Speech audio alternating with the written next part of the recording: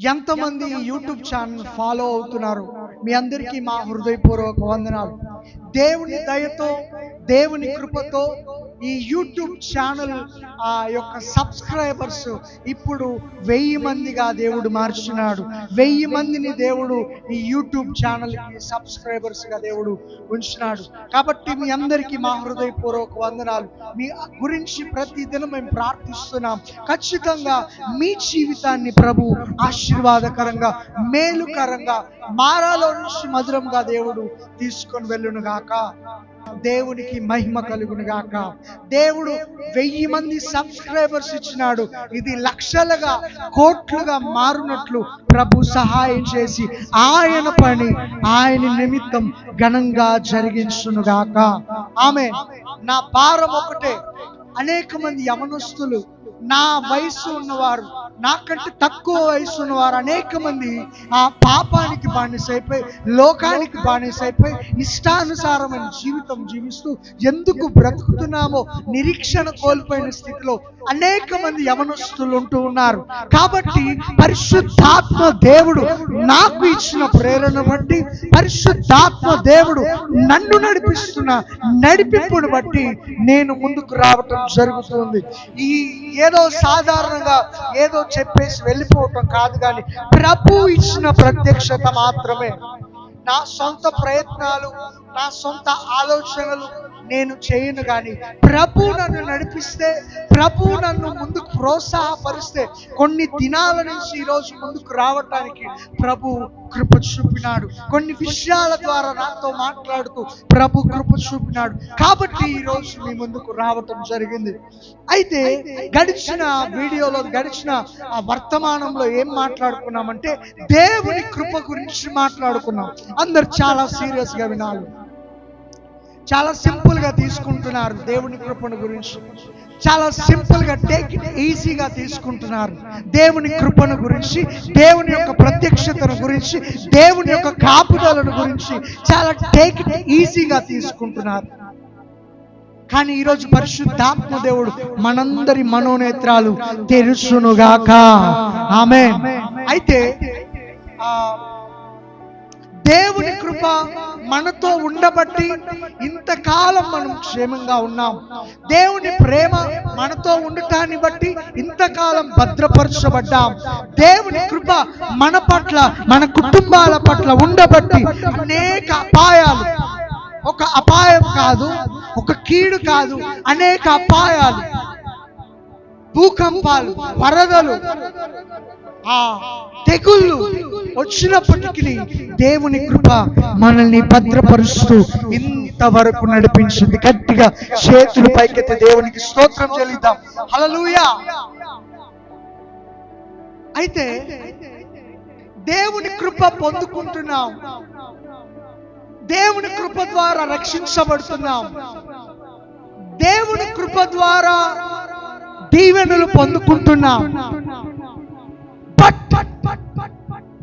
ఒకానొక టైంలో మనము తీసుకోకూడని నిర్ణయం తీసుకోవటాన్ని బట్టి, వెళ్ళకూడని స్థలాలకు వెళ్ళటాన్ని బట్టి కొన్ని సార్లు దేవుని కృపను మనం దూరం చేసుకుంటాం. దేవునికి ఆయాసకరమైన పనులు చేయటం ద్వారా, దేవుని దుఃఖపరిచే పనులు చేయటం ద్వారా మనము తీసుకున్న నిర్ణయాలను బట్టి మన జీవితము శాపము, శాపం, శాపం. దేవుని కృప ఉన్నంత కాలం, దేవుని సన్నిధి ఉన్నంత కాలం మన కుటుంబాలలో కొరత ఉండదు, మన కుటుంబాలలో అసమాధానత ఉండదు, కానీ సంతోషం, సమాధానం, నెమ్మది మాత్రమే ఉంటది. కానీ ఎప్పుడైతే దేవుని కృపను దూరం చేసుకుంటామో, ఎప్పుడైతే దేవుడిచ్చిన ఆధిక్యతను దూరం చేసుకుంటామో, క్రమంగా మన జీవితం శాపంలోకి వెళ్ళిపోతుంటుంది. అంటే కృప దూరం అయిపోతూ ఉంటుంది. చాలా జాగ్రత్తగా వినాలి. ఇది సింపుల్ మెసేజ్ కాదు, కానీ పరిశుద్ధాత్మ దేవుడు ప్రతి ఒక్కరితో మాట్లాడుతున్నాడు ఈ విషయాన్ని. ప్రారంభంలో దేవుణ్ణి ఎక్కువగా ప్రేమించే వ్యక్తివి, ప్రారంభంలో దేవుణ్ణి ఎక్కువగా స్తుతించే వ్యక్తివి, దేవుని కృపపై ఆధారపడే వ్యక్తివి, దేవుణ్ణి ప్రేమించే వ్యక్తివి, కానీ క్రమక్రమంగా ఎందుకు శాపం, ఎందుకు అవిశ్వాసం, ఎందుకు గుడ్డితనం, అపవాది చేతిలో నుంచి, అపవాది కబంధ హస్తాలలో నుంచి, ఈ లోకపు ఆ యొక్క దుష్టుని చేతిలో నుంచి నువ్వు విడిపించబడి మరలా ఆ దాస్యపు కాడి కిందకి నువ్వు వెళ్ళిపోయే పరిస్థితి వచ్చింది. కారణం, దేవుడు చెయ్యొద్దన్న పని చేయటం ద్వారానే. దేవుడు వద్దన్న పని చెయ్యొద్దు, దేవుడు చెయ్యమన్న పని చెయ్యి. నీ ఉద్యోగ విషయంలో, వ్యాపార విషయంలో, ఆ చదువుల విషయంలో, లేదా వివాహ విషయంలో దేవుడు చెయ్యమన్న పని చెయ్యి. దేవుడు వద్దన్నది వద్దంతే, దట్స్ ఆల్. దానికి రీజన్ వద్దు, నీకు దానికి రీజన్ వద్దు. దేవుడు నిన్ను ముందుకు తీసుకొని వెళ్ళినాడా, ముందుకు వెళ్ళి. దేవుడు నిన్ను వద్దంటే ఆగిపో. కానీ కొన్నిసార్లు మనం ఆగం. పరిశుద్ధాత్మ దేవుడు నాతో కూడా మాట్లాడుతున్నాడు, మీ అందరితో మాట్లాడుతున్నాడు. కొన్నిసార్లు ఆగరు. ఆగకపోవటాన్ని బట్టి క్రమక్రమంగా వారి కుటుంబాలలోకి, వారి జీవితంలోకి శాపం ఎంటర్ అవుతూ ఉంటుంది. ఆ కృప దూరం అయిపోతూ ఉంటుంది. ఈ కృప దూరం అయిపోయినప్పుడు ఎంత భయంకరమైన పరిస్థితి ఉంటుందో నేను మీ అందరికీ చెప్తున్నా, జాగ్రత్తగా ఉన్నాడు. సౌలు ఉన్నాడు, చాలా జాగ్రత్తగా వినాలి. గాడిదలు తప్పిపోయి, ఆ గాడిదలు తప్పిపోయినాయి. వాటిని వెతుక్కుంటూ వెళ్తూ ఉంటే ఎవరో ఒక వ్యక్తి చెప్పినాడు, ఫలానా ఆ పట్టణంలో ఒక దైవజనుడు ఉన్నాడు, ఆయన దీర్ఘదర్శి, ఎక్కడ ఏమున్నా ఏమి పోయినా ఆయన చెప్తాడు, ఆయన దగ్గరికి వెళ్ళండి అన్నప్పుడు ఈ సౌలు గాడిదలు మేపుకునే వ్యక్తి, గాడిదలు కాసుకునే వ్యక్తి. ఈ గాడిదలు కాసుకునే వ్యక్తికి దేవుడు ఏం చేసినాడంటే, దేవుడు అతన్ని చూసి, దేవుడు ఇష్టపడి అతన్ని రాజుగా నియమించినాడు. ఇశ్రాయేలు ప్రజలను ఏలటానికి రాజుగా నియమించినాడట. ఎవరిని? సౌలును. గాడిదలు కాసుకునే వ్యక్తిని దేవుడు సింహాసనం ఎక్కించినాడు. గాడిదలు మేపుకునే వ్యక్తిని సింహాసనం ఎక్కించినాడు. కృప వెంబడి కృపలోకి, అత్యధికమైన ఆశీర్వాదంలోకి దేవుడు తీసుకుని వెళ్ళినాడు సౌలును. కానీ ఒకానొక టైం వచ్చేసింది, ఈ సౌలు ఏం చేసినాడంటే, దేవుడేమో ఆ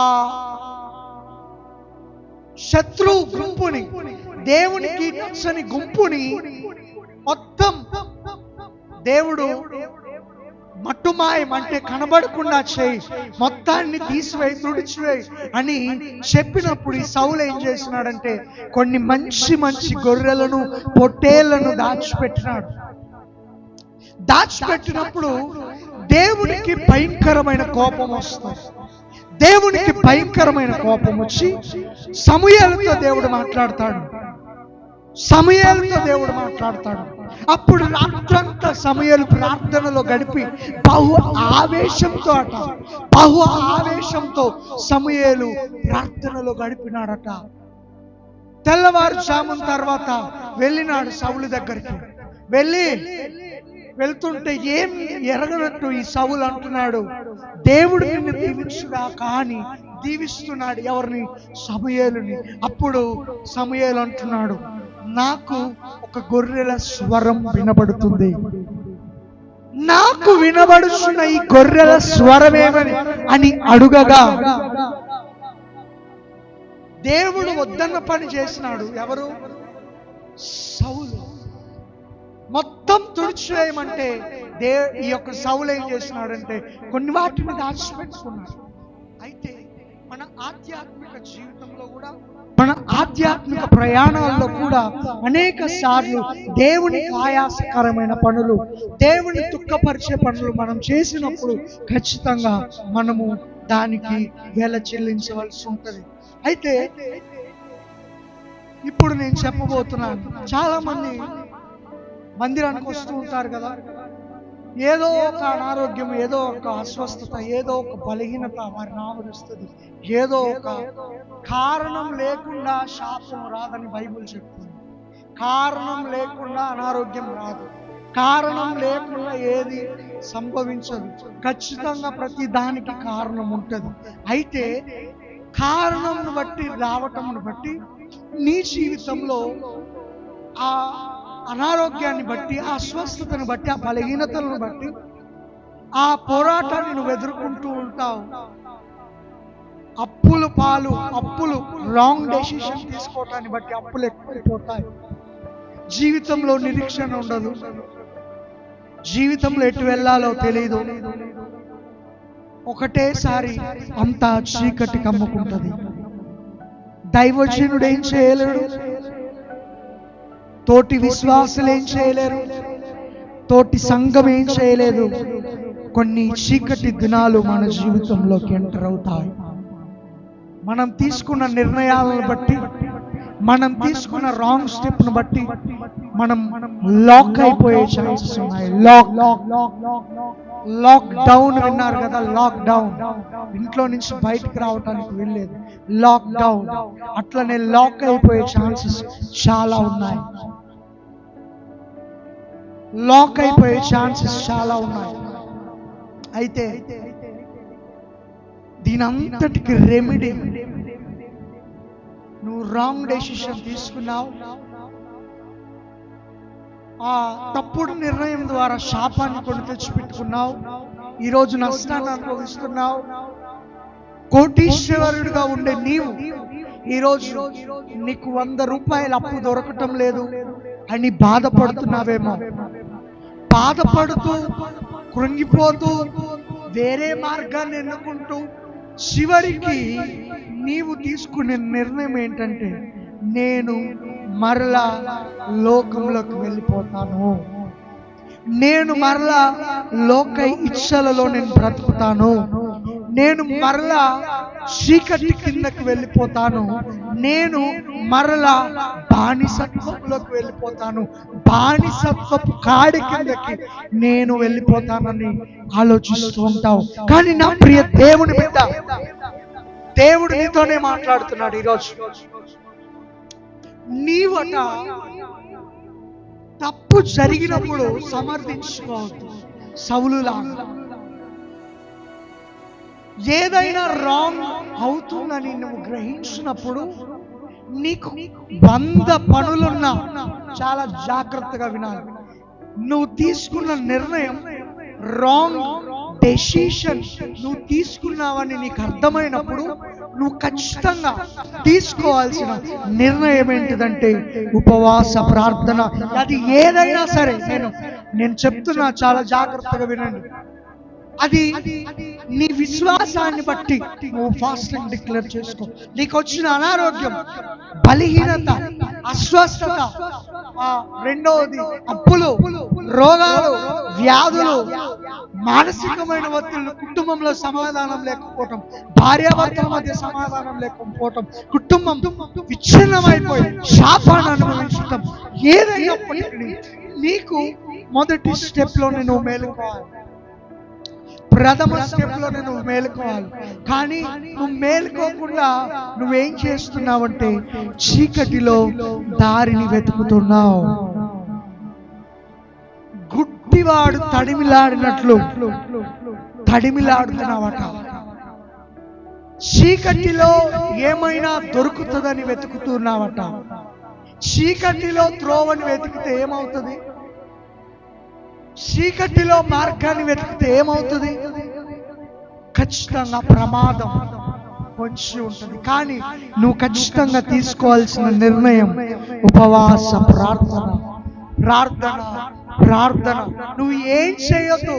ప్రభువా, నేను తప్పుడు నిర్ణయం తీసుకున్నా, నేను స్వచిత్తాన్ని చేసినాను, ప్రభువా దయచేసి నన్ను క్షమించు.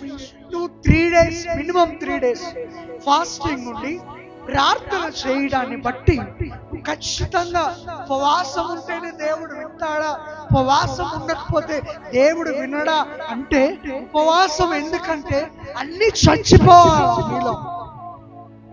ఉపవాసం ఎందుకంటే నీ స్వచిత్తం చచ్చిపోవాలి. అంటే నీ జ్ఞానం, నీ తెలివి, నీ యొక్క ఆలోచనలన్నీ చనిపోయి దేవుని మీద ఆధారపడి దేవుని క్షమించమని కోరినప్పుడు ఖచ్చితంగా ఆయన విడిపిస్తాడు. నువ్వు అనుకోవచ్చు, ఇక నాకు విడుదల రాదేమో, ఇక నేను ఇట్లనే బ్రతకాలేమో అని నువ్వు అనుకోవచ్చు. కానీ ఏలియాను కాకుల ద్వారా పోషించిన దేవుడు ఉన్నాడు. ఎలీషాను పోషించిన దేవుడున్నాడు. సారేపత్తు విధవరాలు పోషించిన దేవుడున్నాడు.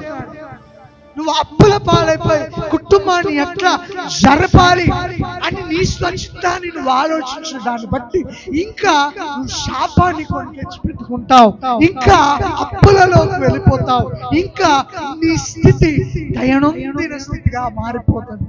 కానీ మొదటిగానే దీపం ఉండగానే ఇల్లు చక్క పెట్టుకో. దీపం ఆరిపోయిన తర్వాత మరలా దీపం వెలిగించగలిగే సమర్థుడు యేసయ్య. కానీ కొన్ని శ్రమలు నువ్వు ఎదుర్కొంటావు, నిందలు ఎదుర్కొంటావు. కానీ మొదటి మెట్టులోనే దానికంటే ఇంకా శ్రేష్టమైన పని ఏంటిదంటే, ఏ పని చేసినా, ఏది చేస్తున్నా, దేంట్లో నువ్వు ముందుకు వెళ్తున్నా దేవుని కృపను, దేవుని సహాయం కోరుకో. దేవునికి నచ్చనిదేదో దేవుడు నీకు చెప్పినప్పుడు ఆగిపో. దేవుడు నీకు వద్దని చెప్పినప్పుడు ఆగిపో. తప్పు అని తెలిసినప్పుడు తప్పు చేయొద్దు. పాపం అని తెలిసినప్పుడు పాపం చేయొద్దు. చాలా మంది యవనస్తులు కూడా ఆ వివాహ విషయాల్లో ప్రేమ అని వెళ్తూ ఉంటారు. వివాహం చేసుకోవాలనుకోవటం తప్పు కాదు, కానీ వివాహానికంటే ముందే ఆ యొక్క శరీర క్రియలను జరిగించటం తప్పు. ఆ తప్పును బట్టి శాపం వస్తుంది, మీకు తెలీదు. నువ్వు చేసే పాపాన్ని బట్టి ఖచ్చితంగా దేవుని లెక్కలోకి నువ్వు వస్తావు. ఖచ్చితంగా ఏదో ఒక అనారోగ్యంలోకి నువ్వు వెళ్తావు. ఖచ్చితంగా వివాహం చేసుకోవాలనుకోవటంలో తప్పు ఏమాత్రం లేదు. కానీ దేవుని దగ్గర మనం ప్రార్థించినప్పుడు దేవుడే మార్గాలు తెలుస్తాడు. వ్యభిచరించటం పాపం అని తెలుసు. ఇంట్లో భార్యను పెట్టుకొని వేరే వ్యక్తి దగ్గరికి వెళ్ళటం పాపం అని తెలుసు. కానీ నువ్వు దీవించబడాలి, ఆ పాపంలోనే కొనసాగుతున్నా నేను ఆశీర్వదించబడాలనుకుంటున్నావు చూడు, అది తప్పు. ఒకరోజు దేవుడు టైం ఇస్తాడు నీకు, కొన్ని దినాలు మారుతావా మారు అని.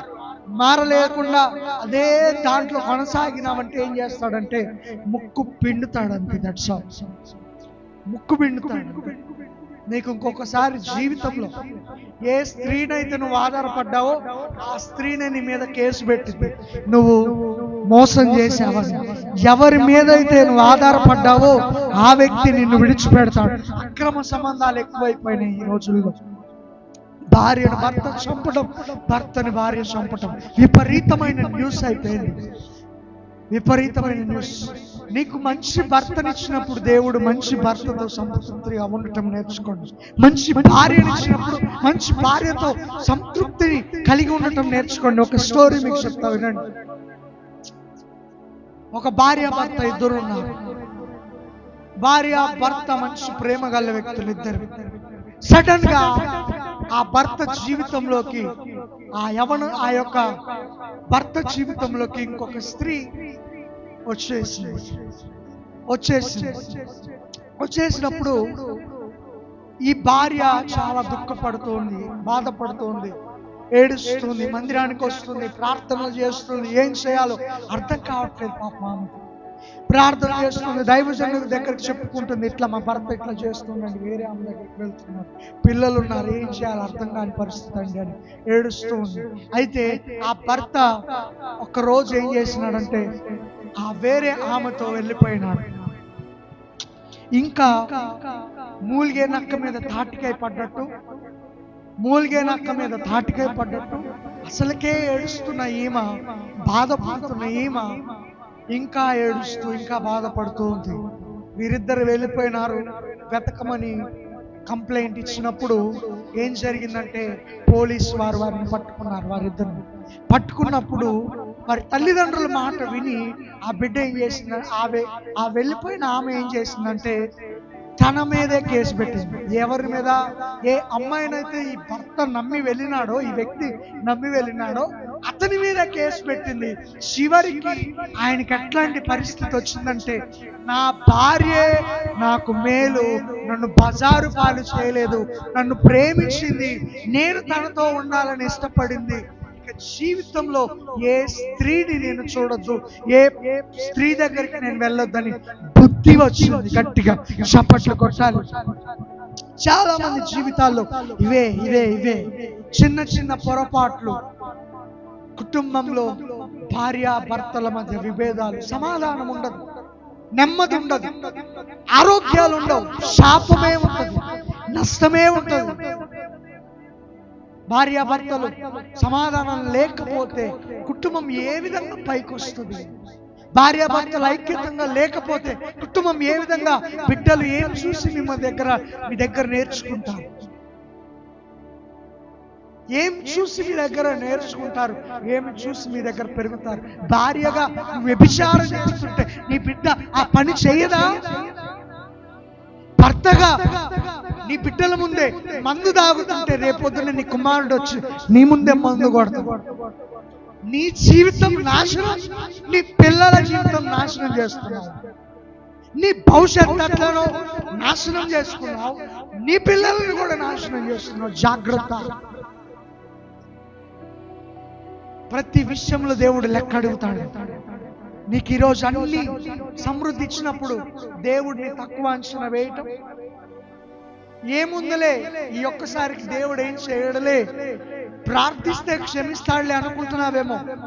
బుద్ధిపూర్వకంగా పాపం చేస్తే ఖచ్చితంగా శిక్ష ఉంటుంది. ఈ లోకంలో శిక్ష ఖచ్చితంగా అనుభవిస్తావు. బుద్ధిపూర్వకంగా పాపం చేస్తావు, తెలిసి పాపం చేస్తావు. జాగ్రత్త. ఇకనైనా పశ్చాత్తాపపడండి, ఇకనైనా మీ పాపాలు ఒప్పుకొని ఆయన సన్నిధికి రండి, ఆయన దగ్గరికి రండి. దేవుడు ఒక మాట ఉంటుంది ఏంటంటే, మొదటి సమూయేలు 15:17లో సమూయేలు ప్రవక్త అంటాడు కదా, 15:17లో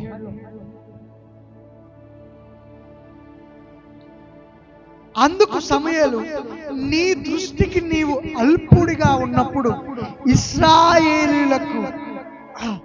ఇశ్రాయేలుల గోత్రములకు శిరస్సుగా నిన్ను దేవుడు అభిషేకించాడట.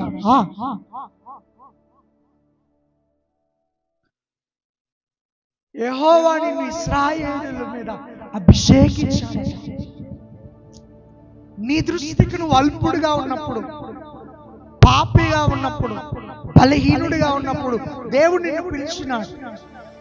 దేవుడు నిన్ను సపరేట్ చేసినాడు.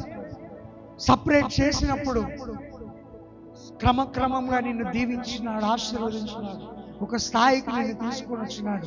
ఎందుకు ఈరోజు శాపాన్ని అనుభవిస్తున్నావు?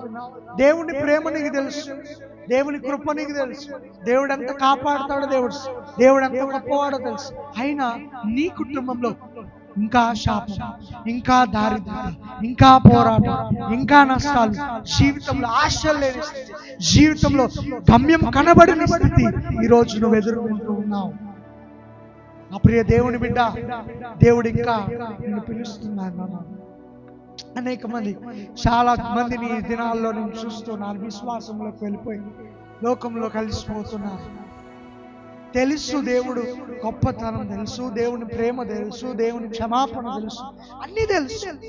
మరి కుటుంబాలు అనుభవించిన వారు, దర్శనాలు చూసిన వారు, కలలు చెప్పిన వారే, ప్రార్థనా పరులే లోకంలో కలిసిపోయి దేవుణ్ణి విడిచిపెట్టి వారి చిత్తాన్ని చేయటం ద్వారా మరలా లోకంలోకి వెళ్ళిపోయినారు. మీ విషయంలో దేవుడు ఎంతగానో బాధపడుతున్నాడు, దేవుడు ఎంతగానో దుఃఖిస్తున్నాడు మీ విషయం. కాబట్టి ప్రియ దేవుని బిడ్డలారా, మీ అందరికీ మా హృదయ ఆ యొక్క చేతులు జోడించి నేను చెప్తున్నాను, ప్రార్థన చేసి నిర్ణయాలు తీసుకోండి. అనేక సార్లు మేము అనుభవిస్తున్నాం, నేను అనుభవించిన అనేక సార్లు ప్రార్థించకుండా స్వచిత్తాన్ని చేసి అనేక సార్లు ఉచ్చులలో బిగించబడి ఎటు వెళ్ళాలో అర్థం కాదు, చనిపోదామనే ఆలోచనలు కూడా వచ్చేది చాలా సార్లు. ఎందుకు? తొందరపడి తీసుకున్న నిర్ణయాన్ని బట్టి. గమ్యం కనబడట్లేదు, నిరీక్షణ లేదు, జీవితంలో ఎట్లా పైకి వెళ్ళాలో తెలియదు, చదువులో ఫెయిల్, అన్నిట్లో ఫెయిల్, అందరి ముందు తలదించుకునే స్థితిలో ఉన్న నా జీవితాన్ని దేవుడు ఈరోజు ఆశీర్వాదకరంగా మారుస్తూ వస్తున్నాడు. ఈ మాటలు ఎంతమంది వింటున్నారో మరొక మాట నేను చెప్పదలుచుకున్న విషయం ఏంటంటే, శ్రమ మనకు వచ్చినప్పుడు మనం సనుగుకోవటం, దేవుణ్ణి విడిచిపెట్టడం దేవుని చిత్తం కాదు, కానీ శ్రమ మన ఆయుధంగా దేవుడు మార్చాలని ఆశపడుతున్నాడు. శ్రమలలో మనము ఆనందించాలని ఆయన ఆశపడుతున్నాడు. శ్రమలలో ఆయన చేసే సహాయాన్ని మనము అనుభవించాలని, మనము ఆయన సహాయాన్ని కొరకు తేరి చూడాలని. అంటే ఆయన అట్లా సహాయం ఎంత ఆశ్చర్యకరంగా మనల్ని వీటి నుంచి బయటికి తీసుకొని వస్తాడని మనం ఆశ్చర్యంగా ఎదురు చూడటాన్ని బట్టి, ఆశ్చర్యంగా ఆయన కొరకు ఎదురు చూస్తూ ఆయన వైపు చూడటాన్ని బట్టి, ఏలియాను కాకుల ద్వారా పోషించినాడని వినటమే కాదు, కానీ నీవు నీ కుటుంబంలో అది చూస్తావు. ఇది జరుగును గాక. ఆమేన్. దేవుడు ఈ మాటను దీవించుగాక. ఇంకా ప్రార్థన నేను చేయబోతున్నాను మీ అందరి గురించి. అందరి చేతులు, ఇది ఎప్పుడో వీడియో కదా, ఏమి ఆలోచన కాకుండా ఇప్పుడు మీ అందరి గురించి నేను ప్రార్థన చేయబోతున్నాను. మీ అందరి గురించి నేను ప్రార్థన చేయబోతున్నాను. సీరియస్ గా ఎవరైతే ఏకీభవిస్తారో, నమ్ముతారో, విశ్వసిస్తారో, దేవుడు ఆశ్చర్య కార్యాలు జరిగించే దేవుడని ఎవరైతే నమ్మి ఈ మాటలు గట్టిగా పట్టుకొని సరిచేసుకొని తరువాత ఆ దేవుని మీద విశ్వాసం ఉంచుతూ దేవుడు ఆశ్చర్యకరమైన కార్యాలు జరిగిస్తాడని ఎంతమంది నమ్ముతారో వారి జీవితాల్లో ఈ ప్రార్థనలు, ఈ వాక్కు దేవుడు నెరవేర్చబోతున్నాడు. కళ్ళు మూసుకుందాం. ప్రార్థన. తండ్రి, మీకు వందనాలు, కృతజ్ఞతాస్తుతులు, స్తోత్రాలు. ఈ వేళలో, ఈ టైంలో ఎంతమంది ప్రార్థన వింటున్నారో, ఎంతమంది ప్రార్థనలో ఏకీభవిస్తున్నారో, ఎంతమంది ఈ మాటలు వింటున్నారో, పరిశుద్ధాత్మ తండ్రి వారి కుటుంబాల్లోకి మీరు రమ్మని ఆహ్వానిస్తున్నాం. పరిశుద్ధాత్మ తండ్రి, ప్రతి కుటుంబంలో ఉన్న చీకటి, ప్రతి కుటుంబంలో ఉన్న పోరాటం, ప్రతి కుటుంబంలో ఉన్న నష్టం, ప్రతి కుటుంబంలో ఉన్న శాపం, అపవాది కలిగించిన ప్రతి వ్యతిరేకత, అపవాది క్రియేట్ చేసిన ప్రతి చీకటి యేసు నామములో తొలగిపోవుడుగా. ప్రతి బంధకాలు తొలగిపోవును. ప్రతి ఒక్కరి అస్వస్థత, ప్రతి ఒక్కరి బలహీనతలు, ప్రతి ఒక్కరి శాపం, కుటుంబంలో సమాధానం లేదు, నెమ్మది లేదు, ఆరోగ్యాలు లేవు, భార్యాభర్తలకి గొడవలు, బిడ్డలకి తల్లిదండ్రులకి గొడవలు, యేసు నామములో తొలగిపోవుడుగాక. ఎంతమంది అనారోగ్య సమస్యలతో, HIV, BP, sugar, thyroid, asthma, TB fits తో బాధపడుతున్నారు, యేసు నామములో ఆ బిడ్డలకి స్వస్థత కలుగునుగాక. స్వస్థపరచు యెహోవాను నేనే అంటున్నావు. నేను పొందిన దెబ్బల ద్వారా, గాయముల ద్వారా మీరు స్వస్థత పొందుకున్నారంటున్నావు. స్వస్థత కలుగునుగాక, స్వస్థత కలుగునుగాక. నమ్మిన వారి జీవితంలో ఈ కార్యములు జరుగును. కోర్టు కేసుల్లో, వివాహ విషయంలో ఎవరు ఏ నిర్ణయాలు తీసుకోవాలో, ఎట్లాంటి తీర్పులు రావాలో, ఎట్లాంటి జీవితంగా వారి జీవితం మార్చబడాలో మీరు అట్టి కృపను వారికి అనుగ్రహించండి. మొదటిగా మీకు ప్రథమ స్థానం ఇచ్చే బిడ్డలుగా మార్చండి. ప్రథమ స్థానం ఇవ్వాలి. శాపాన్ని కొన్ని తెచ్చిపెట్టుకున్నారేమో, నష్టాన్ని కొన్ని తెచ్చిపెట్టుకున్నారేమో, జీవితంలో నలిగిపోయిన స్థితిలో ఎటు వెళ్ళాలో అర్థం కాని పరిస్థితిలో, అంత శూన్యం, గమ్యం కనబడని స్థితి, నిరుత్సాహం, కన్నీరు, వేదనలో ఎంత మంది ఈ మాటలు వింటున్నారు, ఈ ప్రార్థనలో ఏకీభవించారు. ప్రతి ఒక్కరి కాలి మోకులు యేసు నామములో విరిగి పౌరుగా ప్రతి ఒక్కరి జీవితాల్లో సమృద్ధి అయిన ఆశీర్వాదం, నెమ్మది, సమాధానం, లాక్ అయిపోయిన ప్రతి దీవెనలు నీ బిడ్డలు పొందుకొనుగాక. అమూల్యమైన వాగ్దానాలు అత్యధికముగా ఉన్నాయి. నీ ప్రజలు వాటిని స్వతంత్రించుకునే వివేచన, జ్ఞానము, తెలివి, స్వబుద్ధి మీరు అనుగ్రహించండి. నీ మీద ఆధారపడాలి ప్రభా. నీకు ప్రథమ స్థానం ఇచ్చే బిడ్డలుగా మార్చబడాలి. వారి అయా తెలిసి తెలవక చేసిన ప్రతి పొరపాటును క్షమించి నీ రక్తపు కోట్ల భద్రపరచు. మీరే వారి జీవితాల్లో బలమైన కార్యం మీరు జరిగించండి. ప్రతి శాపము కొట్టివేయండి. ప్రతి ఒంటరితనమును తీసివేయండి. ప్రతి నష్టాన్ని తీసివేయండి. వారి జీవితంలో మేలైన ఆశీర్వాదాలతో సమృద్ధిగా వారు నింపబడునుగాక. Amen, amen, amen. God bless you. Praise the lord.